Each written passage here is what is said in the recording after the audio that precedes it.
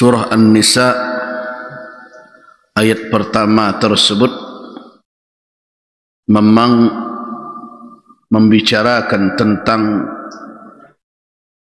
asal kejadian dari manusia, tetapi surah An-Nisa ayat pertama tidak menjelaskan secara rinci bagaimana proses penciptaan tersebut. Secara zahir dari nas ini, Allah Subhanahu wa taala menjelaskan bahawa manusia diciptakannya dari diri yang satu, min nafsin wahidah, dan Allah menciptakan dari diri yang satu itu pasangannya, dan dari sepasang manusia itulah kemudian bertebaran dua jenis anak manusia, yaitu laki-laki dan perempuan. Jadi tidak ada jenis ketiga yang separuh matang itu. Jadi kalau ada yang mengatakan bahawa orang-orang yang tidak jelas arah perilakunya, apakah ke laki-laki atau perempuan, mengatakan bahawa itu sudah ketentuan Allah, tidak. Allah tidak menciptakan makhluk yang tidak jelas jenisnya. Dari jenis manusia Allah sebarkan rijalan wa nisaa, laki-laki dan perempuan. Tidak ada separuh laki-laki, separuh perempuan. Jadi karena itu perilaku dan perbuatan al-mutakhannisin wal mutarajjilat, laki-laki yang keperempuan-perempuanan atau sebaliknya, itu menyimpang dari kudrah Allah Subhanahu wa taala. Jadi jangan berselindung pula di balik takdir. Allah Subhanahu wa taala menciptakan segala sesuatu dengan qadar. Nah, takdirnya Allah ciptakan dari satu diri itu pasangannya, dan dari sepasang itu bertebaranlah banyak laki-laki dan perempuan. Jadi tidak ada separuh laki-laki dan separuh perempuan. Jadi kalau orang-orang tersebut masih mengakui mereka dari keturunan sepasang yang diciptakan oleh Allah itu dari nafsi wahidah, dan dari diri yang satu itu pasangannya, selagi masih mengakui dari sepasang manusia itu mereka, maka mereka harus menentukan diri berada pada jenis laki-laki atau perempuan. Tapi kalau berasal dari luar, di luar sepasang ini, itu tidak tahu saya itu. Mungkin ada teori Darwin berevolusi, jadilah seperti itu, wallahu a'lam. Tapi kalau dari sepasang manusia itu juga kejadiannya, maka tidak ada yang separuh laki-laki atau separuh perempuan. Yang ada adalah rijalan wa nisaa. Jadi tidak mengherankan kalau orang-orang yang berperilaku menyimpang dari sisi jenisnya itu terkutuk di sisi Allah Subhanahu wa taala. La'anallah al-mutakhannisina minar rijal wal mutarajjilati minan nisa. Allah melaknat laki-laki yang keperempuan-perempuanan, dan sebaliknya perempuan yang kejantan-jantanan gitu. Dan ini penyakit yang berbahaya. Di dalam pandangan kita, orang-orang seperti itu adalah orang-orang yang sedang yang sedang dalam kondisi sakit yang butuh pengobatan. Bisa jadi faktor sakitnya disebabkan oleh faktor biologis, maka perlu diobati dengan cara-cara pengobatan biologis pula. Mungkin ada hormon berbagai macam sebagai ujian dari Allah kepada manusia. Kemudian bisa jadi sakitnya adalah karena faktor psikologis, psikisnya, mungkin karena salah asuhan, dan ini banyak terjadi. Anak salah asuh, ini laki-laki surang saya, dikelilingi oleh saudara-saudara perempuan, eteknya berbagai macam. Tidak ada teman bermainnya selain perempuan, padahal dia laki-laki. Nah, yang sekelilingnya itu kadang memperlakukannya tidak pula seperti laki-laki. Dibadai, diagih baju begaun, berbagai macam. Akhirnya karena salah asuh seperti itu, jadilah dia berperangai seperti itu. Nah, yang seperti ini perlu terapi secara psikis juga. Jadi kita memandang orang-orang seperti ini bukan dengan kebencian sebenarnya, tetapi harus ada kejelasan lebih dahulu, berjelas-jelas ini adalah menyimpang. Mereka tidak bisa berselindung di balik qadar Allah, karena Allah Subhanahu wa taala menciptakan segala sesuatu dengan takdirnya. Takdir Allah itu telah dijelaskannya secara sharih, gamblang, terang sekali di dalam Al-Quran. Wa batha minhuma rijalan katsiran wa nisaa, laki-laki dan perempuan. Begitu takdir Allah Subhanahu wa taala, tidak ada antara itu. Nah, jadi harus dijelaskan bahwa mereka ini menyimpang dari takdir Allah, menyimpang dari fitrah yang telah ditetapkan oleh Allah Subhanahu wa taala dalam penciptaan manusia dan anak keturunan manusia. Nah, setelah itu, setelah kita tegaskan bahwa mereka adalah menyimpang, ini bukan keragaman. Kadang cara pandang itu menjadi peluang bagi mereka sebagian untuk bertahan, karena ada yang berbasa-basi di dalam menentukan sikap. Oh, jangan, kita harus toleran. Mereka kan orang yang memiliki kecenderungan seksual berbeda. Bukan begitu bahasanya.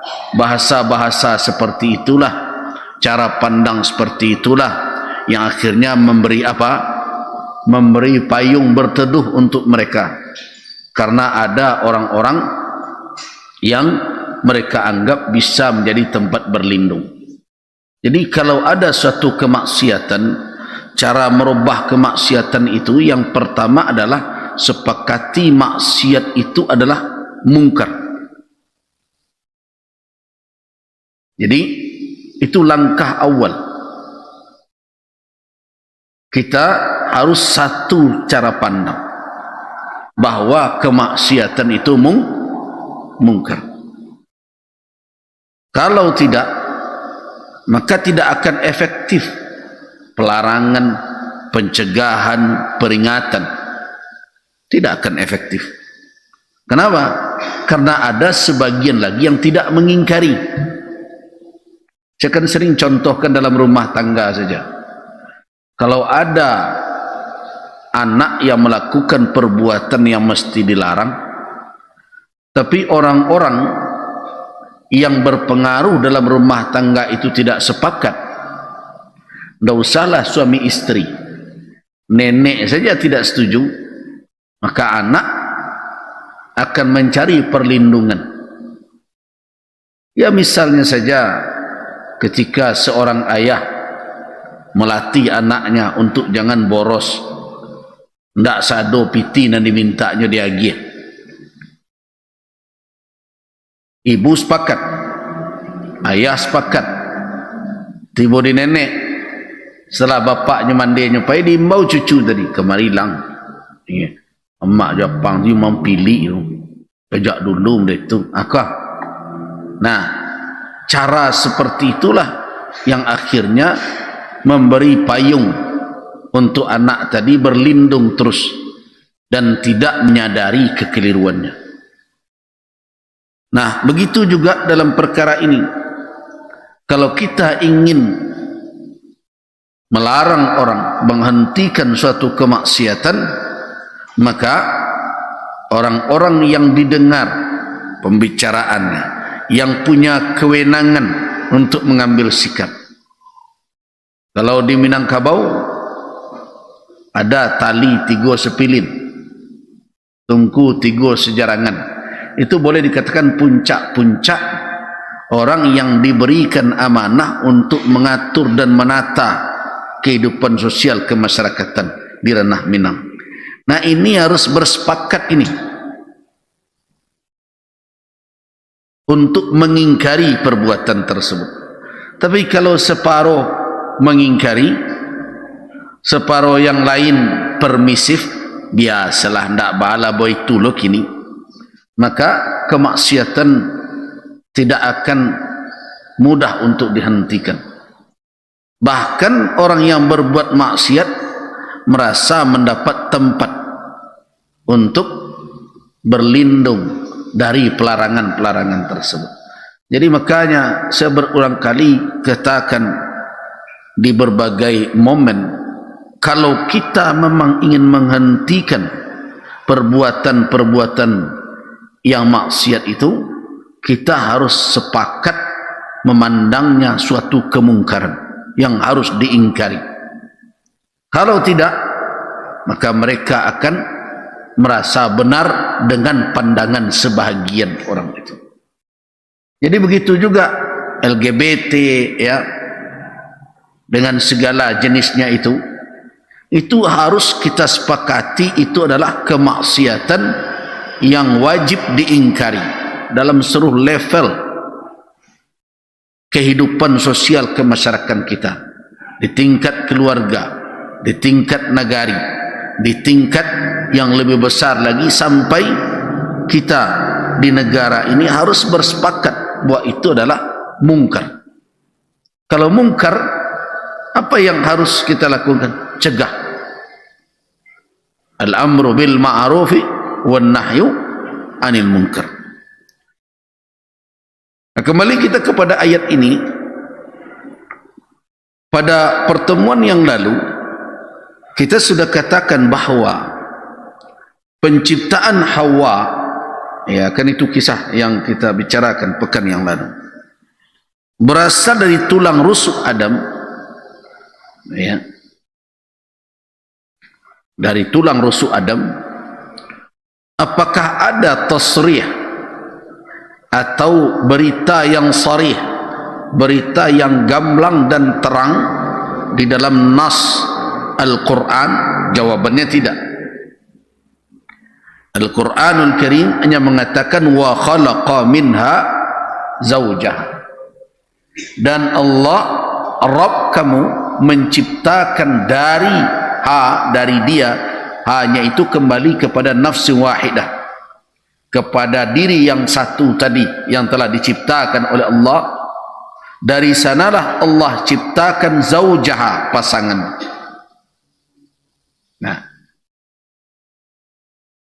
di dalam Al-Quranul Karim tidak ada penjelasan bahwa penciptaan itu dengan mengambil salah satu tulang dari Adam alaihissalam yang paling pendek. Nah, namun penjelasan atau apa yang disebutkan oleh Al-Quran tersebut kemudian disandingkan oleh ulama dengan hadis Nabi sallallahu alaihi wasallam. Disandingkan oleh ulama karena memang kedudukan sunnah adalah sebagai bayan. Ini sudah kita jelaskan pada pertemuan kemarin. Sebenarnya kajian kita ini sambung menyambung juga, ya. Nah, karena memang sunnah kedudukannya di samping Al-Quran adalah sebagai penjelas bayan. Nah, Di dalam sunnah Nabi sallallahu alaihi wasallam sebagaimana yang dinukilkan dari Atha bin Rabah, ini sudah saya jelaskan pada pertemuan yang lalu, bahwa ketika Adam alaihissalam tertidur, Allah subhanahu wa ta'ala membuat Adam tertidur, dan itu adalah awwalu naum, tidur pertama. Nah, tidur pertama yang dialami oleh Adam alaihissalam. Itu riwayat dari Atha bin Rabbah. Atha bin Rabbah ini siapa? Adalah ulama kalangan tabi'in. Ulama kalangan tabi'in, yaitu murid para sahabat, dan beliau salah satu murid dari Ibnu Abbas radhiyallahu anhuma. Nah, ketika Adam tidak merasa tenang, sudah berada di dalam surga. Ya, hati-hati juga ini bapak-bapak. Ternyata sudah di dalam surga pun kalau tidak ada wanita tidak senang juga.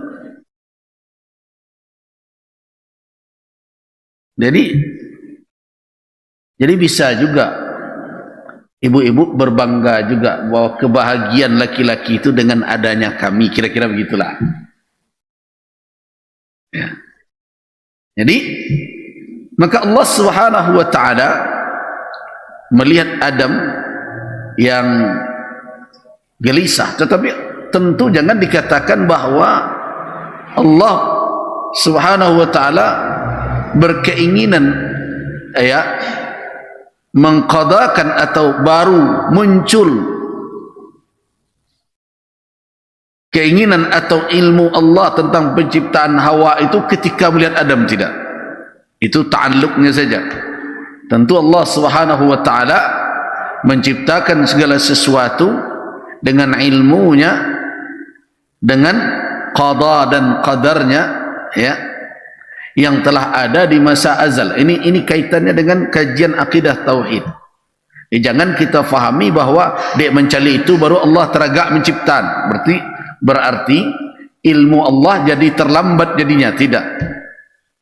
Allah Subhanahu wa ta'ala Maha tahu dan telah tertulis dalam qada dan qadar Allah.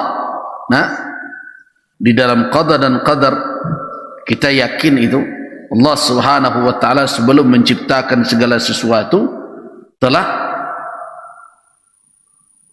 mengetahui apa yang akan ada sampai kapanpun, sampai waktu yang tidak terbatas, karena ilmu Allah Subhanahu wa ta'ala tidak ada hudud, tidak ada batasan. Ya, Allah Maha tahu bahwa akan ia ciptakan apa?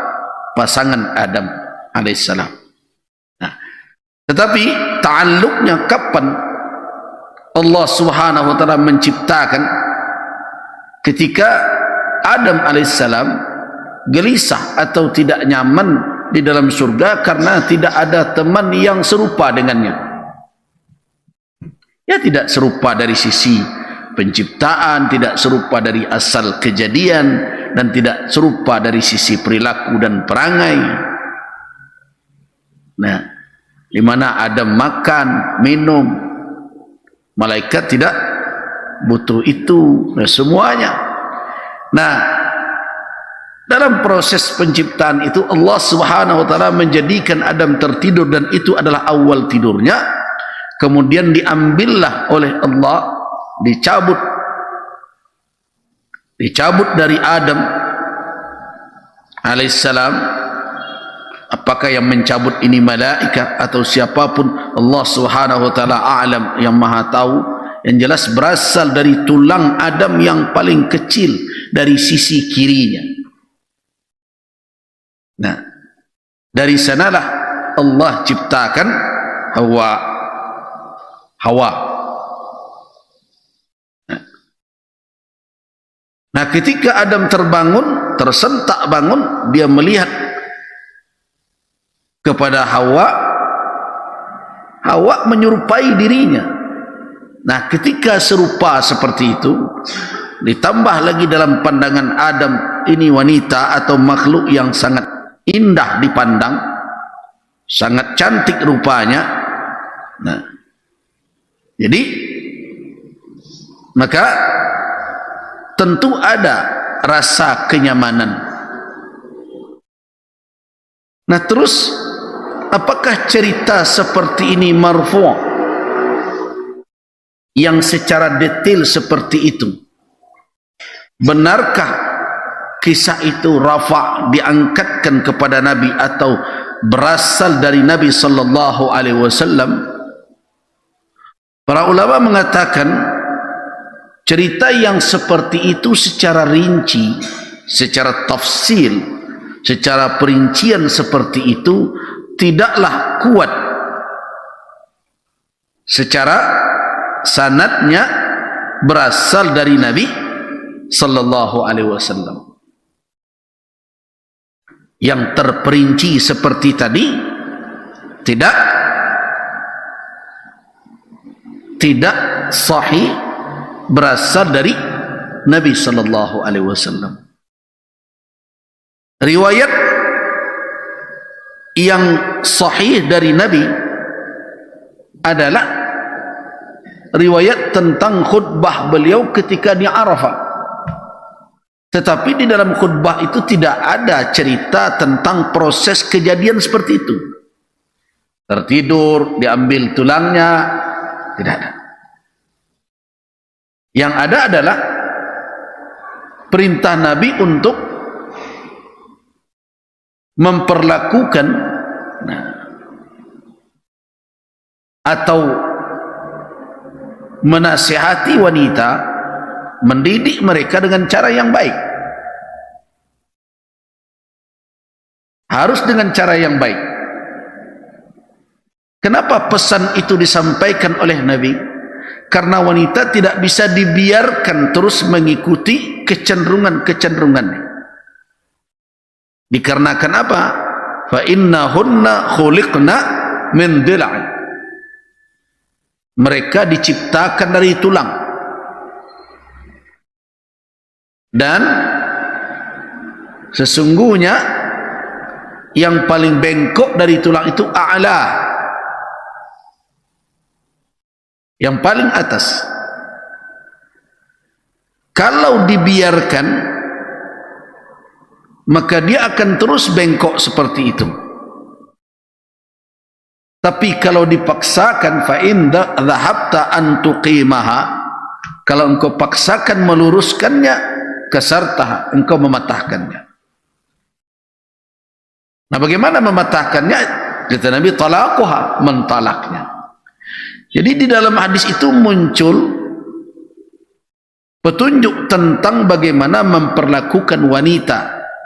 Tidak boleh lepas dari nasihat seorang laki-laki, baik yang menjadi suami maupun menjadi waliul amr, kakak orang tua terus bernasihat.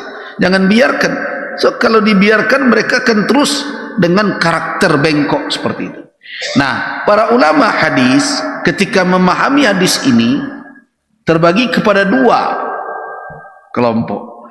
Yang pertama mengatakan bahwa makna khuliqna min dhila, diciptakan dari tulang itu memang maknanya makna zahir, bahwa wanita berasal tercipta dari tulang. Nah, tetapi sebagian ulama mengatakan bukan, itu majaz, itu kiasan yang dipakai oleh Nabi. Kalau itu kiasan berarti tidak menunjukkan asal kejadian wanita dari tulang. Nabi cuma mengumpamakan wanita bagaikan tulang yang bengkok. Dia mesti ada di samping kita, di dekat jantung kita. Kan itu yang paling atas, di sebelah kiri. Jantung manusia di mana? Di tengah, kemudian cenderung berat ke kiri. Artinya apa?